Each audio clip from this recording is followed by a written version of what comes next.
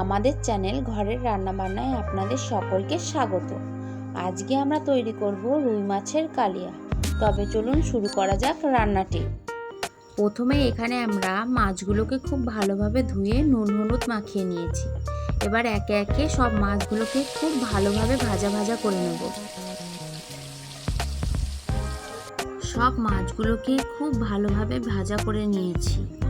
এরপর সেই মাছ ভাজার তেলে আরও সামান্য পরিমাণ তেল দিয়ে তাতে দেব পেঁয়াজ কুচি।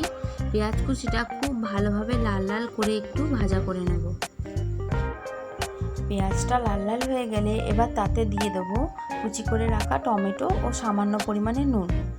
টমেটোটা পেঁয়াজের সাথে খুব ভালোভাবে ভাজা হয়ে গেলে এবার তাতে দিয়ে দেবো বেটে রাখা মশলাটা।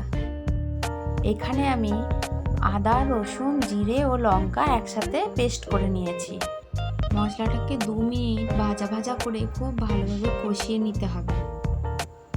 মশলাটা কষানো হয়ে গেলে এবার তাতে দিয়ে দেবো পরিমাণ অনুযায়ী হলুদ গুঁড়ো আর সামান্য জল দিয়ে খুব ভালোভাবে আবারও মশলাটাকে কষিয়ে নিতে হবে। মশলাটা খুব ভালোভাবে কষানো হয়ে গেলে তাতে দিয়ে দেবো পরিমাণ অনুযায়ী জল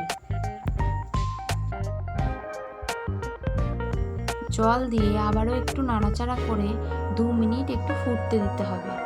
খুব ভালোভাবে ফুটে এলে তাতে দিয়ে দেবো ভেজে রাখা মাছগুলো দিয়ে হালকা নাড়াচাড়া করে আবারও 2 মিনিট একটু ফুটতে দিতে হবে।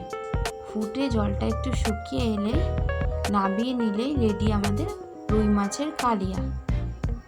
রান্নাটি ভালো লাগলে অবশ্যই লাইক করবেন, কমেন্ট করবেন ও চ্যানেলটিকে সাবস্ক্রাইব করবেন। ধন্যবাদ।